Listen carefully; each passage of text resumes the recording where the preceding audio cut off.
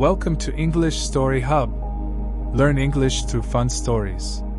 Improve vocabulary, listening, and speaking skills. Like, subscribe, and keep learning with us. Whispergrove's daughter. Every town has its ghosts.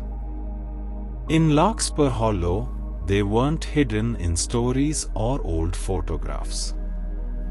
They walked. They whispered. And they vanished into the trees at sunset. They called it the Whispergrove. A pocket of forest just past the edge of town, dense, silent, too still for birds. The grown-ups never went near it. The children, well, some did. And some never came back. No one knew how many had gone missing. It wasn't often. One every few years, perhaps. Just enough to forget, but not forgive. The missing weren't spoken of. Their names stayed carved into the schoolyard bench, but never on anyone's lips. Like the town had agreed, best not to tempt the trees. But Mara didn't believe in the stories. She was 17. A daughter of logic. A child of stormlight and stillbornness. She wore denim jackets and carried a flashlight everywhere, just in case. She didn't believe in fairy circles or haunted groves or dream stealing woods. She believed in answers. And when her little brother Jamie vanished 2 weeks after his 8th birthday, no one gave her any.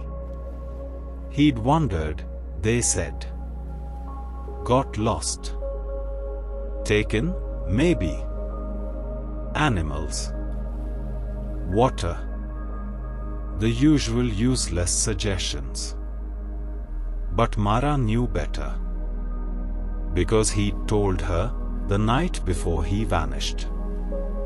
They call me from the trees, Mare. Every night. I think they remember me. She hadn't understood then. But she did now. Mara stepped into the edge of the Whispergrove as the sun bled behind the hills. The air was wrong immediately. Quiet, but not empty. Like it was listening. Like it was waiting for her to speak. She didn't. She walked. The trees were strange, too tall, too close together. Their bark had the texture of parchment.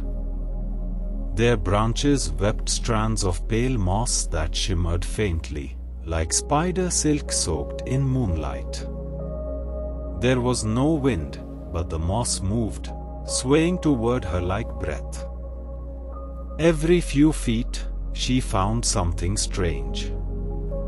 A spinning top, half buried in the moss. A paper boat, dry despite the dew. A tiny shoe. Children's things. Jamie's flashlight, lying upright, beam pointed into the ground. She picked it up. It still worked. That's when she noticed the path. Not a path of dirt, but of light. A shimmer, like moonlight on water, bleeding forward between the trees. It pulsed faintly, like it was alive. It didn't light the forest. It invited. Mara followed it. The deeper she went, the less the world made sense. The trees grew taller than any she'd seen. Their trunks bent in impossible spirals. Some had doors. Others had eyes, knotted bark, weeping sap like tears. Time broke. Her phone flickered and died. Voices whispered her name, not from around her, but from before. Echoes of moments she couldn't remember. A lullaby. A scolding. A laugh that sounded like her mother's, but sadder. Still, she pressed on. Until the light ended.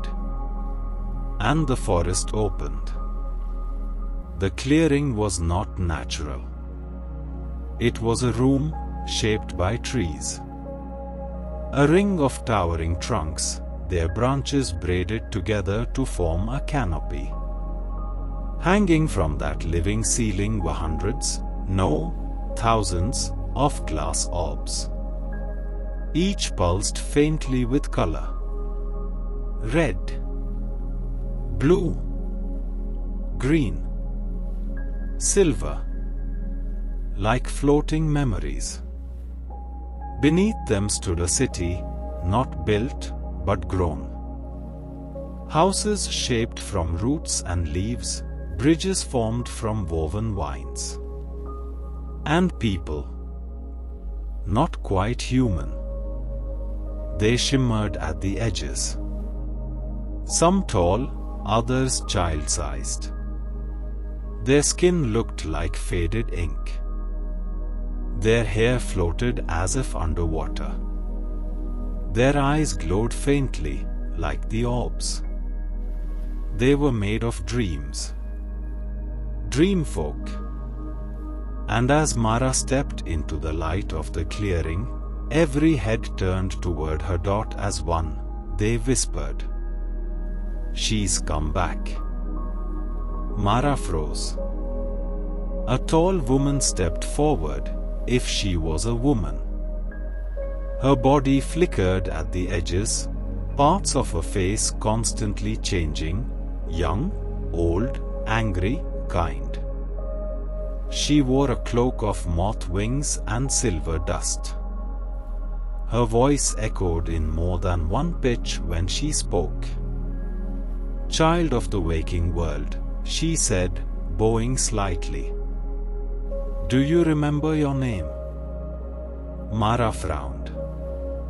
"Of course I do." "Mara?" The woman blinked. "No," she said softly. "Your first name." I've always been Mara." The woman stepped closer. "You were born in this grove. Before you were taken. Before they made you forget." Mara's hands trembled. "No," she said. "That's not." But memories cracked inside her daughter lullaby, not her mother's. A tree that sang. A brother, not Jamie, but older, his eyes full of stars. A name whispered at birth, Mirel. The word shook her bones. She looked around. The children. The trees. The dreams in glass. "What is this place?" she whispered. The woman smiled. "Home."